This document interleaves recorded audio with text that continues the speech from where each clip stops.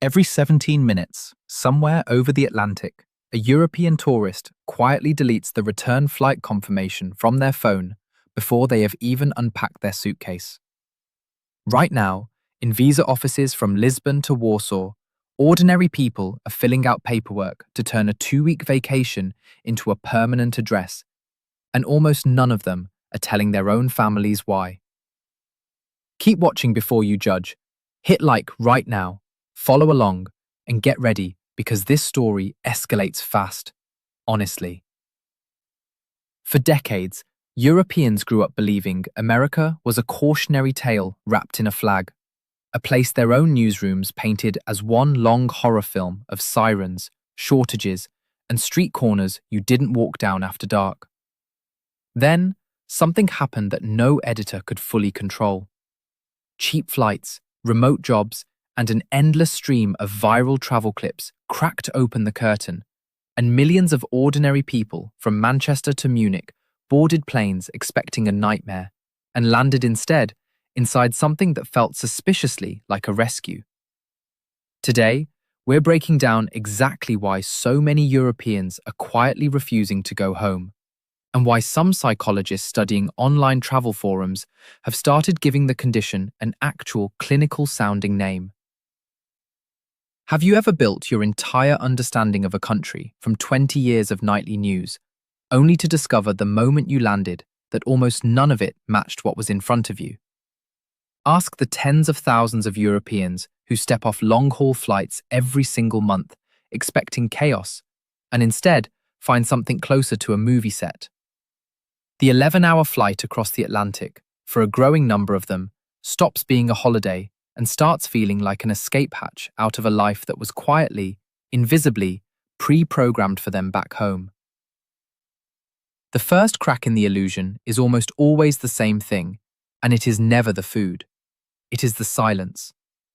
A backpacker from Manchester, walking through a quiet neighborhood in Charleston at 11 at night, later admitted on camera that she kept waiting for something to go wrong, kept glancing over her shoulder out of pure habit, and nothing ever came. No shouting, no flashing lights, no huddled figures in doorways, just porch lamps, parked trucks, and the occasional dog barking at nothing. She said it felt less like safety and more like she had wandered onto an abandoned film set where the danger had been scripted out entirely. A Dutch tourist filming himself outside a 24-hour pharmacy in a mid-sized Texas town narrated the whole thing like a nature documentary, whispering that the door was unlocked, the shelves were untouched, and there wasn't a single security guard standing between him and the shampoo aisle. In Rotterdam, he said, that same pharmacy would have bars on the windows by sundown. This is where the pseudo-clinical language starts creeping into travel forums, because thousands of first-time visitors report the exact same physical sensation, a kind of disbelieving calm they don't have a proper word for. So online communities have started calling it transatlantic safety shock. The jarring, almost dizzying realization that the country they were warned about is, on an ordinary Tuesday night, quieter and calmer than their own capital city. One French visitor, walking the length of a downtown strip at midnight during a football tournament, kept repeating the same 4 words into his phone camera. "Look at this, look at this, look at this, look at this," as if saying it enough times might make the emptiness and the calm feel less impossible. Another visitor, this time from Berlin, filmed herself walking past a food truck left completely unattended on a quiet street corner at 1 in the morning. No chain, no lock, no cash box hidden away, and simply stood there for almost a full minute repeating one word under her breath. Unbelievable, unbelievable, unbelievable. It isn't only the big cities either, and this is the part that seems to surprise Europeans the most. Small towns across the American South and Midwest, places most visitors had never even heard of before landing, keep producing the exact same reaction on camera. A kind of stunned, almost embarrassed disbelief that ordinary life could be this unremarkable and this peaceful at the same time. A retired teacher from Manchester, touring through small towns in Tennessee, described the porches, the unlocked front doors, and the children riding bicycles alone after dark as something she thought had disappeared from the entire modern world decades ago. Something she had only ever seen in old films, not in an actual functioning country in the present day. And then there is the matter of the people themselves. Because nothing detonates a European's expectations faster than a stranger who simply, for no transactional reason at all, decides to be kind to them. A backpacker from Dublin described walking into a diner in rural Georgia, expecting the clipped, guarded politeness she was used to at home, and instead getting a 20-minute conversation with a waitress about her entire trip, a free slice of pie she never ordered, and a hug goodbye from someone she would never see again in her life. She said the hardest part wasn't accepting the kindness, it was believing it was real. A Swedish student, 4 weeks into a study exchange in Nashville, admitted she cried in her car after a stranger in a parking lot helped her jumpstart her battery in the rain and refused to accept so much as a coffee in return, because nothing in 22 years of Scandinavian small talk had prepared her for a country where strangers behave like extended family. This is the part of the story that almost never makes it into European newsrooms, because warmth doesn't generate the same clicks that chaos does. But travel forums are now flooded with what amounts to the same testimony repeated in a dozen different accents, that America, the country they were told was violent, cold, and transactional, is actually the friendliest place many of them have ever set foot in. 99% of the comment sections under these clips say some version of the exact same sentence. Nobody ever told me it would be like this. Then comes the second wave of the reckoning, and this one arrives on a plate. It is time to retire the tired stereotype that American food begins and ends with a drive-through window, because for most first-time European visitors, eating in America stops being a meal and starts feeling like an initiation. Take the brisket cult of Central Texas, where the meat is smoked low and slow for up to 14 hours over post-oak wood until it falls apart under the lightest pressure of a fork. There are documented cases, more than a few of them filmed, of European tourists taking their first bite of proper Texas brisket and immediately calling a parent back home to cancel their return flight on the spot. They describe the meat the way other people describe a religious experience, and by every account, they mean it literally. Then there is the sheer scale of it, the kind of portion sizes that make a European dinner plate look like something served to a child at a birthday party.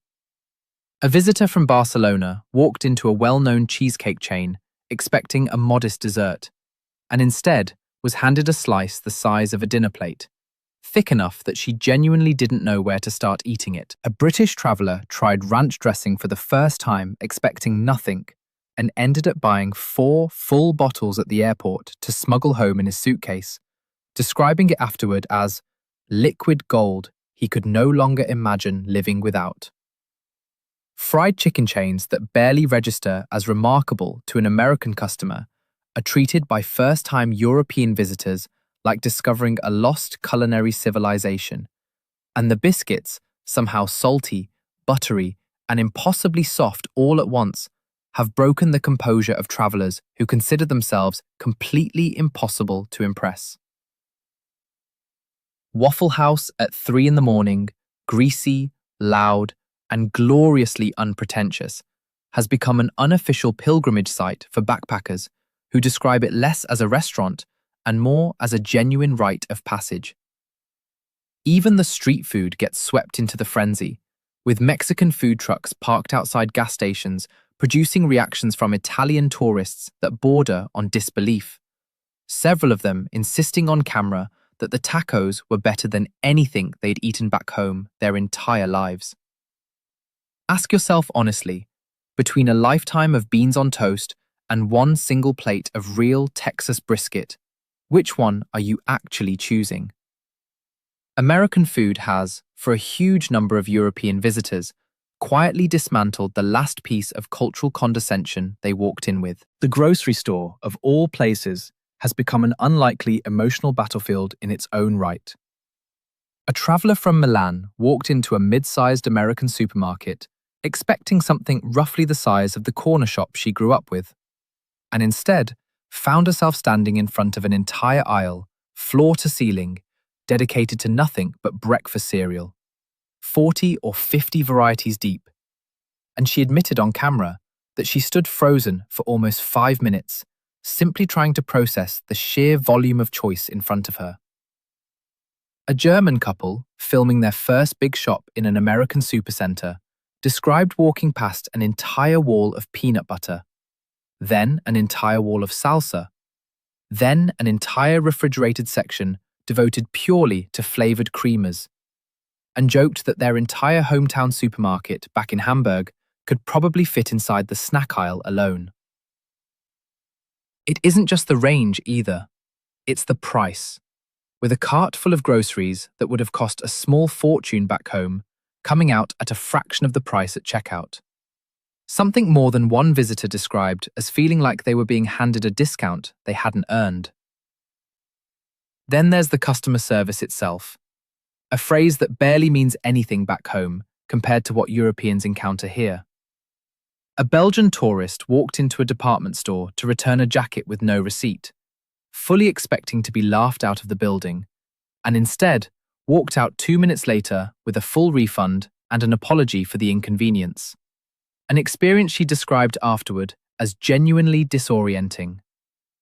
A Spanish visitor recalled calling a hotel about a billing mistake and getting an actual human being on the phone within seconds, who fixed the problem without a single transfer or hold. Something he said had literally never happened to him once in his entire life back home. Multiply these small moments across an entire 2-week trip, and you start to understand why so many visitors leave, describing the whole country not as a place they visited, but as a system that was somehow, unbelievably, built to work in their favor. But food and friendliness are only the appetizer, because the real gravitational pull, the one that actually convinces people to stay for good, is financial. And it hits differently once the vacation glow starts to fade. This is where the story stops being about scenery and starts being about survival math. A former delivery driver from Liverpool who relocated to Georgia now earns, by his own account, close to 6 figures a year, doing work that paid him barely enough to cover rent back home. And he says the difference isn't talent, it's the tax bill. In much of Europe, a significant chunk of every paycheck disappears before it ever reaches a bank account, swallowed by systems that promise security and deliver, in his own words, a slightly smaller apartment every single year. In America, that same paycheck, taxed at a noticeably lower rate in many states, stretches far enough to rent an entire house with a yard, something that would have been an outright fantasy on his old salary back in Manchester. This produces a strange kind of financial vertigo among new arrivals. The sudden realization that money which barely covered a cramped one-bedroom flat back home can, in the right American city, rent a genuine house with a driveway, a garage, and enough space left over for a dog to actually run in circles without hitting a wall. Space itself becomes its own kind of culture shock. A young couple from Amsterdam, used to parking a compact hatchback in a space barely wide enough to open the doors, described the first time they sat behind the wheel of a full-size pickup truck on an open 6-lane highway as something close to a spiritual experience. The sheer width of the road alone making them feel, in their words, like they had been let out of a cage they didn't even know they were living in.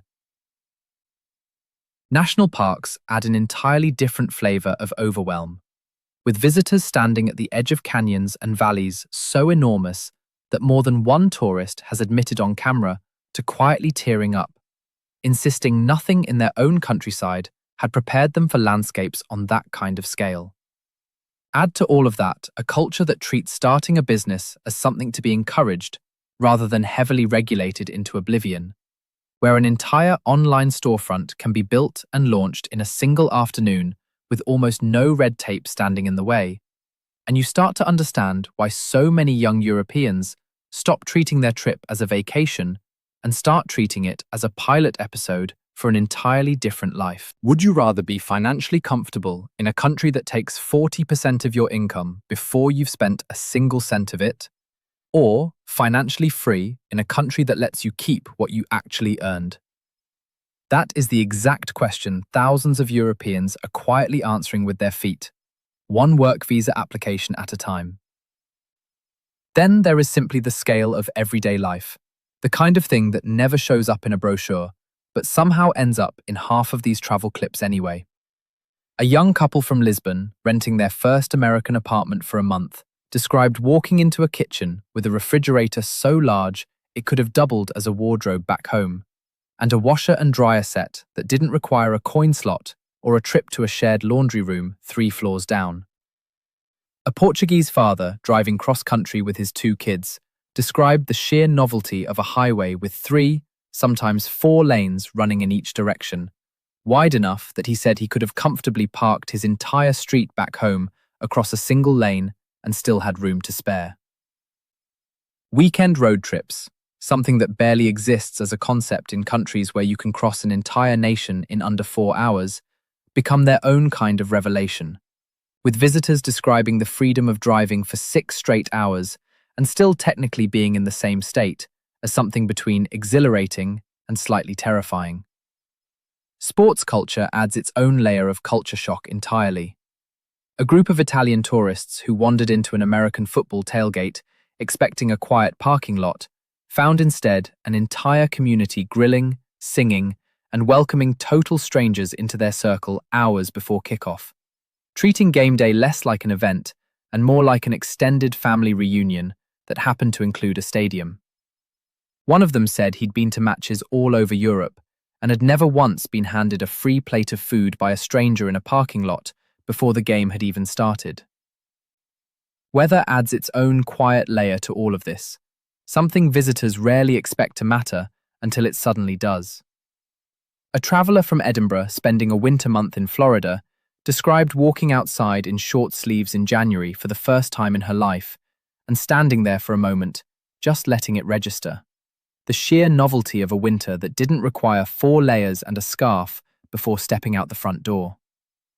Meanwhile, visitors touring the Rockies in the same country during the same season find themselves knee-deep in snow within a single day's drive, and more than one has remarked that no single country back home offers that kind of climate range without crossing 3 or 4 separate borders to find it. A Norwegian visitor, no stranger to snow himself, said what actually surprised him wasn't the winter at all. It was discovering that a 6-hour drive south could deliver him into a completely different season entirely. Something that felt less like traveling within one country and more like traveling between several. Even moments of real vulnerability seem to bend the same way in these stories. A traveller from Manchester who ended up in an American emergency room after a minor accident on his trip braced himself for the cold, clinical treatment he expected from a system he'd heard was cutthroat and expensive, and instead described nurses who stayed past their shift to check on him, a doctor who sat down and explained every single step before doing it, and a level of unhurried, personal attention he said he'd never once experienced in years of visits to his own local hospital back home. He was quick to admit the bill that followed was a genuine shock, and he doesn't pretend the cost isn't real. But he said the human warmth inside that building was something no amount of free healthcare back home had ever actually delivered to him personally. Stories like this keep surfacing precisely because they complicate the simple version of the narrative, proving that even the parts of America that are supposed to be the hardest sell keep managing to leave visitors with some kind of emotional debt they didn't expect to owe. There is also a psychological dimension to this that rarely gets talked about honestly, something adjacent to what you might call individual permission. Visitors from countries with tightly regulated speech, heavily restricted self-defense laws, and a cultural instinct to keep opinions private describe an almost dizzying sense of freedom the first time they realize they can say what they actually think out loud in public without immediately scanning the room for consequences. It isn't really about politics, most of them insist. It's about the sheer novelty of not editing every sentence before it leaves their mouth. Combine that with neighborhoods where residents proudly fly not just the American flag, but the flag of whatever country their grandparents came from, right next door to each other. An Irish flag beside a Scottish one, beside a German one, all underneath a shared banner. And you get a version of patriotism that many Europeans say they've never actually witnessed at home, where displaying national pride too loudly is treated with suspicion rather than warmth. One British traveller described walking down a single street and counting 6 different national flags hanging proudly beside American ones, and said it was the first time in his life he'd ever seen people wear where they came from as pride, instead of apologising for it. Even the calendar itself seems to hit differently once Europeans actually experience it firsthand. A French couple visiting in October described driving through suburban neighbourhoods drowning in Halloween decorations. Entire front yards turned into elaborate graveyards and haunted scenes. Porch lights swapped for orange bulbs, and strangers' children running door to door collecting candy from adults who seemed genuinely thrilled to answer. Something they said looked less like a tradition and more like an entire nation collectively agreeing to turn into a movie set for one single month. A visitor from Krakow, driving through a residential street in December, past house after house wrapped in lights, inflatable snowmen, and elaborate nativity scenes competing for attention, said it looked less like decoration and more like a kind of joyful, almost competitive civic pride that she had genuinely never witnessed anywhere in Europe. Even the sheer amount of usable sunshine gets mentioned constantly, with visitors from famously grey cities describing entire weeks of uninterrupted blue sky as something close to disorienting after a lifetime of overcast Tuesdays. Nature itself keeps getting dragged into this same emotional pattern over and over again in almost every travel clip that ventures outside a city. A visitor from Vienna, standing at the rim of a national park canyon for the first time, described losing the ability to speak for almost a full minute, saying the scale of it made every mountain view she'd grown up with in the Alps feel, in her own words, like a postcard compared to an actual cinema screen. Visitors driving through desert stretches of the southwest describe hours of driving without seeing another car, a kind of emptiness that feels less lonely than liberating, the exact opposite of the packed motorways they grew up navigating back home. Families camping in national forests for the first time describe waking up to elk wandering within arm's reach of their tent, an experience more than one visitor filmed while whispering, almost afraid to breathe too loudly, "This doesn't feel real. This doesn't feel real." Even something as simple as a public hiking trail, wide, well-maintained, and completely free to access, gets treated by first-time visitors like a hidden luxury nobody warned them about. And then there's the small talk itself, the specific American habit of asking a total stranger how their day is going and actually seeming to want an answer. A Finnish traveller, coming from a culture famous for comfortable silence, described being asked how her day was by no fewer than 6 different strangers before lunchtime on her very first day.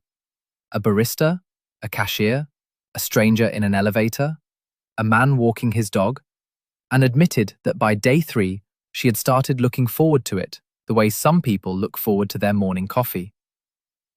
A Czech visitor said the habit felt fake for exactly the first 2 days, and then, without noticing when it happened, he found himself doing it back, striking up conversations with strangers in checkout lines about absolutely nothing, and liking it more than he was prepared to admit out loud.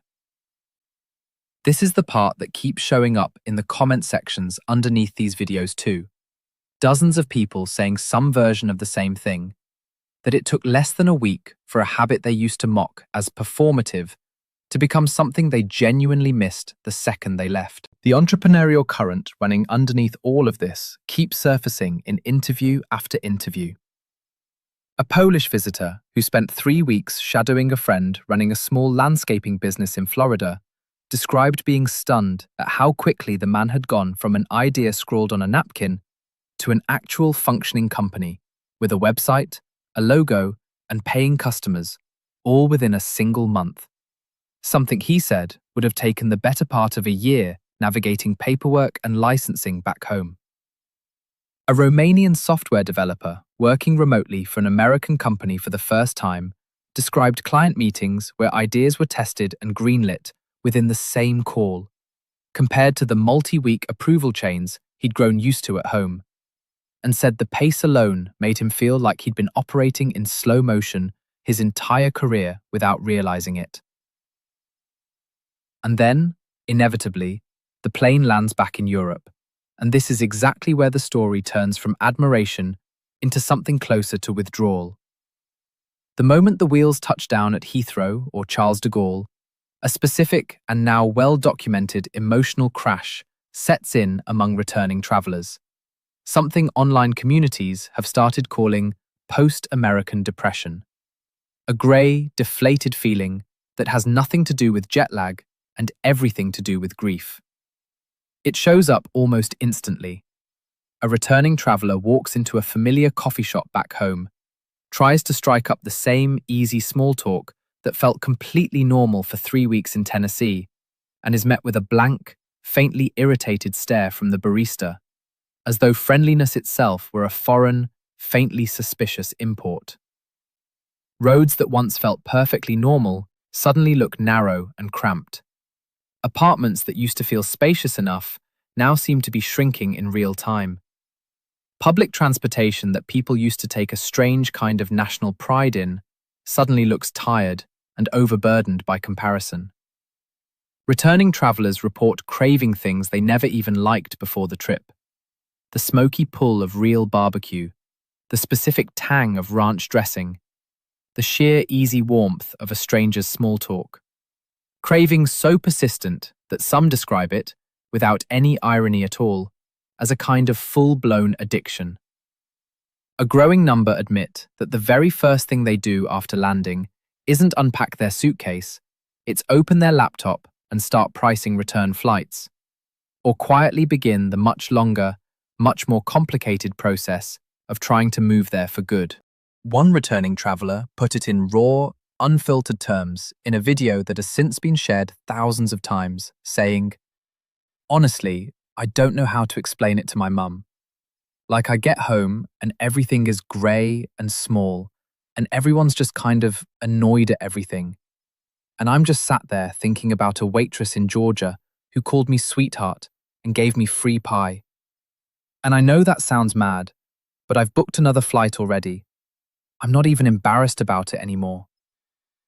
That single clip, awkward pauses, run-on sentences and all, has been quoted and reposted across dozens of forums, precisely because so many other returning travelers say it captures exactly what they felt, but never had the words for. None of this means the grass is uniformly greener for absolutely everyone, and it would be careless to pretend a single video could capture the full weight of a decision that big.